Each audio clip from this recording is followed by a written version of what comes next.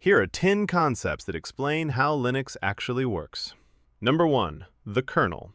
Linux itself is technically the kernel, the core layer that sits between your programs and the hardware. Programs cannot directly control the processor, read from a disk, or send data over the network. Everything goes through the kernel, which decides which program gets CPU time, memory, disk access, and network access. Number 2. The terminal and the shell. The terminal is the window where you type and see output. The shell is the program inside that window that understands what you typed.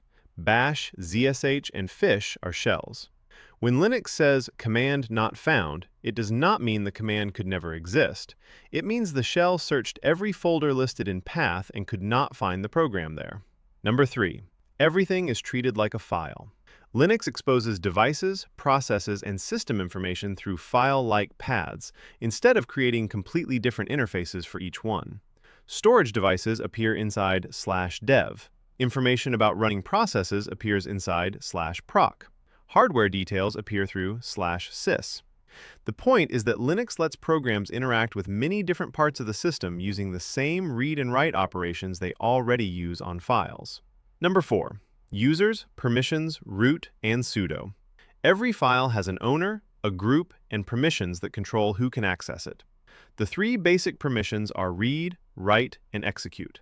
Read lets you view the contents. Write lets you make changes. Execute lets you run the file as a program. These apply separately for the owner, the group, and everyone else. Root is the most powerful user. Root can change settings, install software, and bypass most normal permission checks. That is why most people use sudo instead. Sudo allows an approved user to run one command with elevated privileges without permanently working as root. Number 5. Programs, processes, and services. A program is code stored on the machine. A process is that program while it is running. Every process gets a process ID, so Linux can keep track of it. Processes also run as specific users, which means the same permission rules apply. Some processes run in the background as services. A web server, database, or SSH server can run as a service. On most modern Linux systems, services are managed by systemd. Starting and enabling a service are not the same thing. Starting runs it right now. Enabling tells the system to start it on every boot. Number 6. Input, output, and pipes. A command normally receives input from your keyboard and sends output to the terminal. You can change that. You can send output into a file, read from a file as input, or connect one command directly to another using a pipe. Instead of searching for one special command that solves your exact problem, you combine small commands that already exist. One lists things, another filters, another counts. Each one does a single job and pipes connect them. Number 7. Package managers. A package manager finds the application, downloads everything it needs, installs it, and keeps track of updates. Ubuntu and Debian use apt. Fedora uses DNF.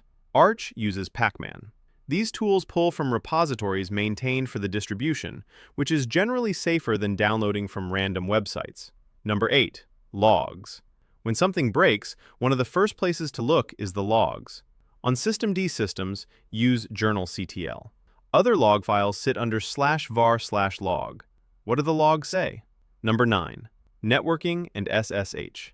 An IP address identifies a machine on a network. DNS converts names into IP addresses. A port identifies a particular service running on that machine.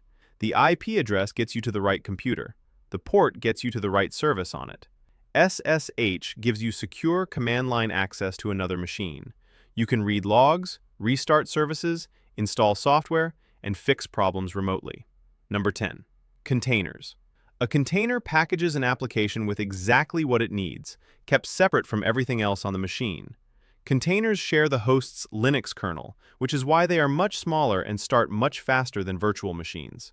Under the hood, Linux namespaces and cgroups provide that isolation. Tools like Docker and Podman make them easy to work with. Now go back to that command from the start. The terminal shows what you typed. The shell interprets it and searches path for the program. Linux checks your user and your permissions. The kernel creates a process and gives it the resources it needs. The program may read files, pass its output into another command, use the network, run as a service, or even run inside a container. If something fails, the logs are usually the best place to understand why.